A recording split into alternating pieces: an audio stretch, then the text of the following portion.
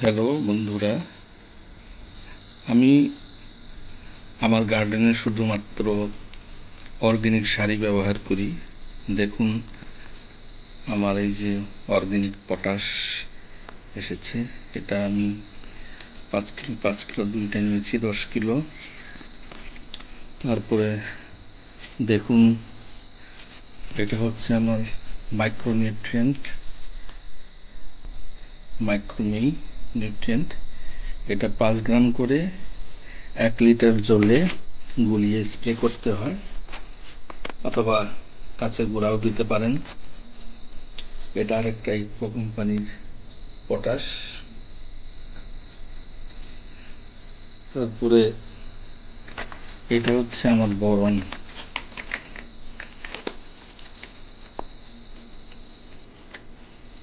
এটা এখন যেহেতু আমার ফুল গাছে ফুল এসেছে, যাতে ফলে পরিণত হয়, যা কুচিগুলো না ঝরে, ফুল যাতে না ঝরে, সেই জন্য আমাকে এই বোরন স্প্রে করতে হবে। আজকে আবার করব। আমি কয়েকদিন 3 দিন করেছি গত। এটা হচ্ছে আমার রক ফসফেট।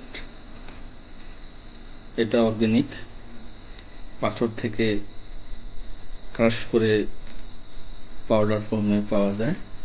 এটা গাছের গোড়ায় দিতে হয়।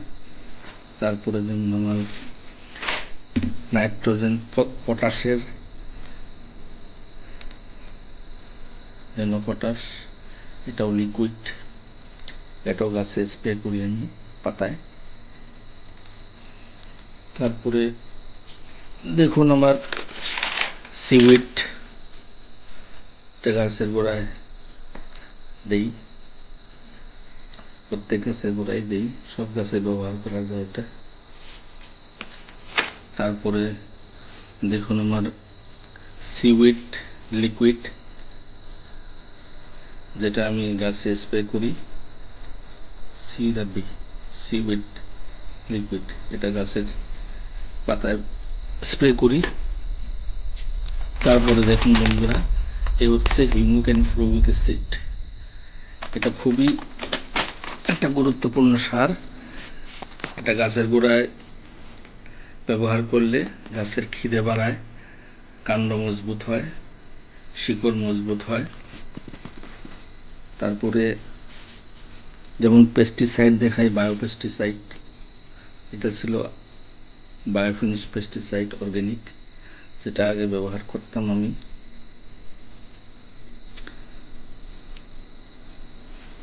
তারপরে হচ্ছে আরও 3 প্রকারের পেস্টিসাইড নিয়েছি আমি, আজকে আসছে, এগুলো ব্যবহার করব। দেখুন, শিল্ড, উৎকর্ষ কোম্পানির শিল্ড 100%, এটা 2টা নিয়েছি।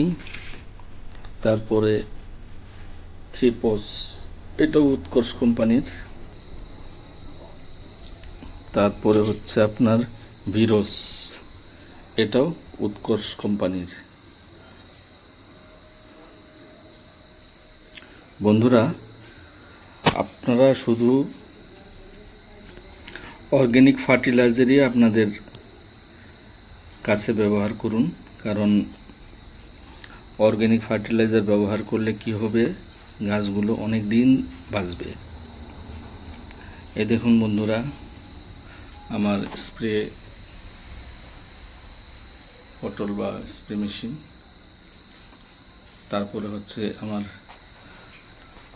ঘাস উঠানোর জন্য, এটা একটা ফ্যালকন কোম্পানি থেকে আমি নিয়েছি।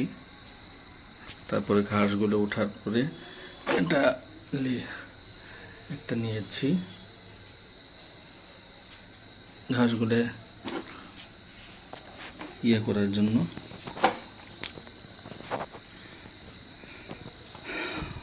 তো বন্ধুরা, সবাই অর্গানিক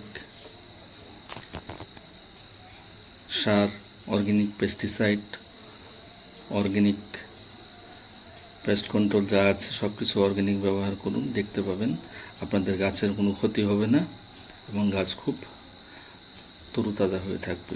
আমি কিছুক্ষণ পরে আমার গাছে স্প্রে করব বোরন, আপনাকে পরের ভিডিওতে দেখাতেছি।